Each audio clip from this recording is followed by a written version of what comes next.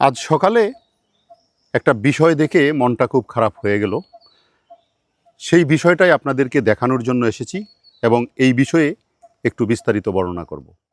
আমি যে জায়গাটায় দাঁড়িয়ে আছি এখানে একটা গাছ ছিল চাম কাঁঠালের। গত রাত্রে ঝড়ে গাছটা ভূপাতিত হয়। দেখুন, এই যে আমার হাতে যে কাঁঠালটা আছে এটা হচ্ছে চাপালিশ চাম কাঁঠাল, বন কাঁঠাল। এর বোটানিক্যাল নাম হচ্ছে আর্টুকার্পাস চামা। এটার ভিতরে ঠিক কাঁঠালের মতো ছোটো ছোটো কুয়া থাকে এবং টক মিষ্টি স্বাদের, খেতে বেশ সুস্বাদু। প্রচুর পরিমাণে ভিটামিন সি সমৃদ্ধ একটি খাবার। যদি আপনারা সিজনের সময় এই চাম কাঁঠাল লবণ মরিচ দিয়ে মেখে খান, অত্যন্ত সুস্বাদু। এত সুস্বাদু একটা ফল, এটা বর্ণনা করার মতো না। কিন্তু আমার খুব খারাপ লাগছে, এই গাছটা গত রাত্রে ঝরে পড়ে গেছে।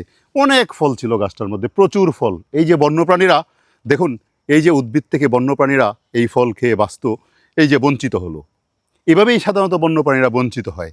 এই জন্য বলি যে বনের উদ্ভিদগুলিকে টিকিয়ে রাখা একান্ত জরুরি। কিন্তু এটা যেহেতু প্রাকৃতিক বিষয়, ঝরে পড়ে গেছে, মনে হয় শেকড় বেশি নিচে পতিত হয়নি, অথবা এই উদ্ভিদটির বয়স বেশি হয়েছে, ঝড়ে ভূপাতিত হয়েছে। আসলে এই চাম কাঁঠাল বন্য প্রাণীদের জন্য যেমন সুস্বাদু একটি খাবার, মানুষের জন্যও সুস্বাদু খাবার। আপনারা কে কে চাম কাঁঠাল খেয়েছেন অবশ্যই কমেন্ট করে জানাবেন, এবং খেতে কেমন টেস্ট এটাও বলতে ভুলবেন না। বিশেষ করে চাম কাঁঠালের ভিতরের যে কোষগুলি, কুয়াগুলি এত সুন্দর, এত ভালো লাগে দেখতে, এটা আসলে বলার মতো নয়।